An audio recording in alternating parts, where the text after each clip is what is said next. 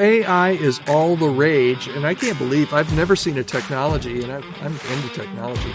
I've never seen a technology take off so quickly. It's just been a little over a year since anyone had even heard of something like ChatGPT. So let's talk about it. Today's topic is AI can't do this, but you can. My name is Todd Rhoades. I'm one of the co-founders over at chemistrystaffing.com, and I'm your host here on the Healthy Church Staff podcast. Okay, AI can't do this, but you can. We have seen just exponential growth, and I've been following this pretty closely for the past year, going on a year and a half.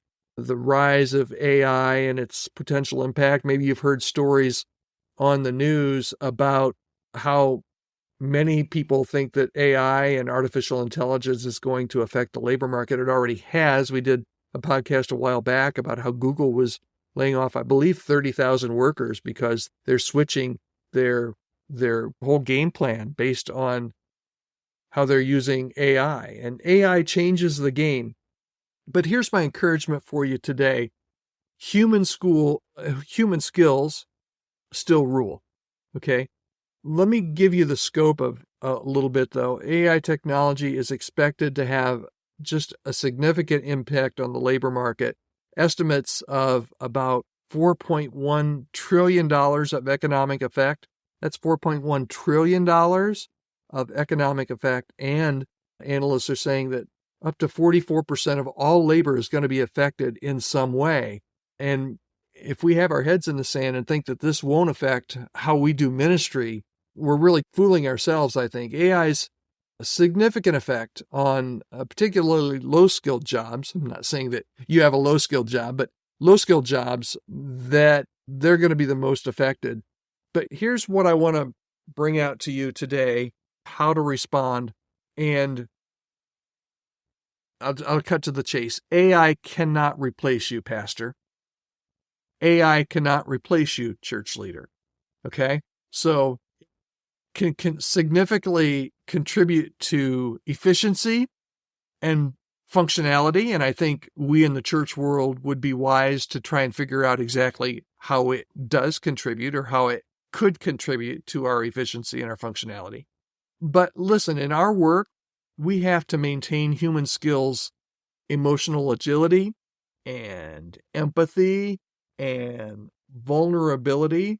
And I'm telling you, AI can replace tasks. It's really good at replacing tasks, but it can't replicate heart.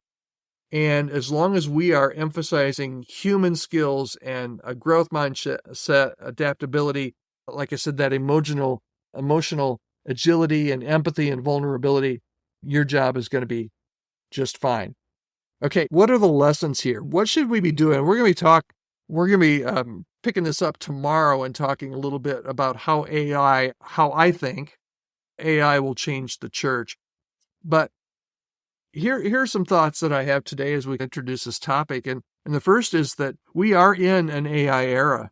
There's no doubt about it. This technology is moving, and it's moving fast. It's got some people freaked out. It's got other people excited. It's both a threat and an opportunity. And it could be a threat or an opportunity depending on our preparedness as well. And leaders who during this time balance their technical proficiency with human skills are going to be able to navigate these changes much, much easier. What should you be doing as you think about AI and as you think about the role of AI in your church and in your ministry? First thing I think that's really important is that, first of all, you just stay informed about AI advancements and think about how to effectively apply them in both your life and your work.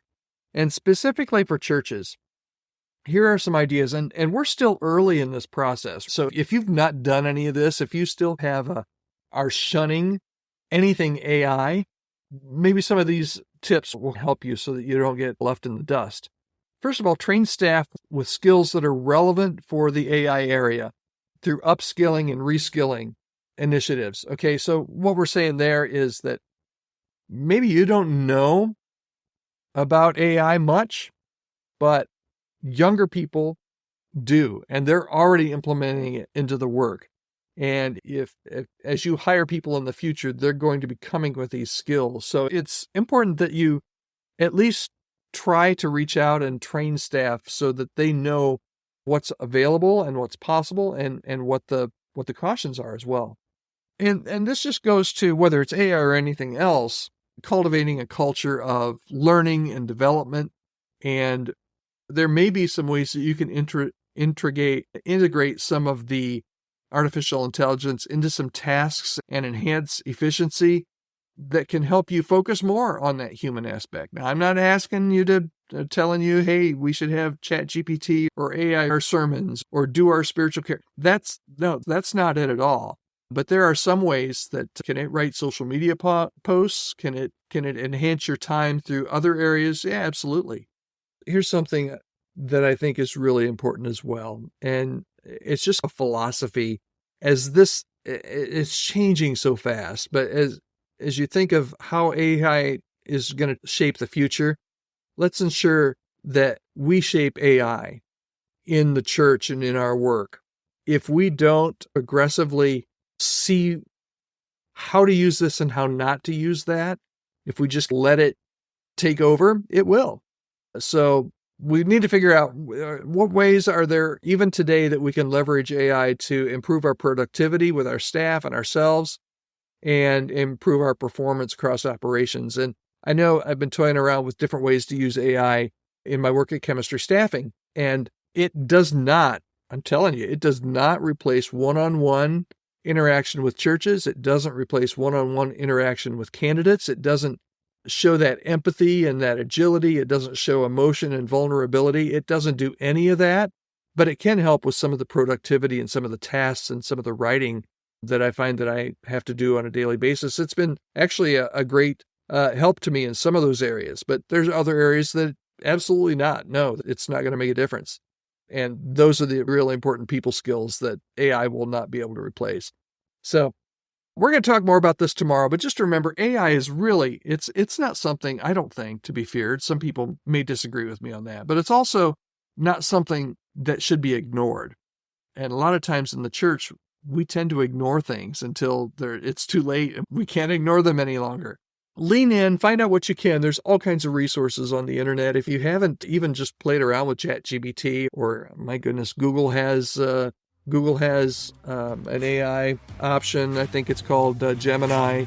Microsoft has one called Copilot.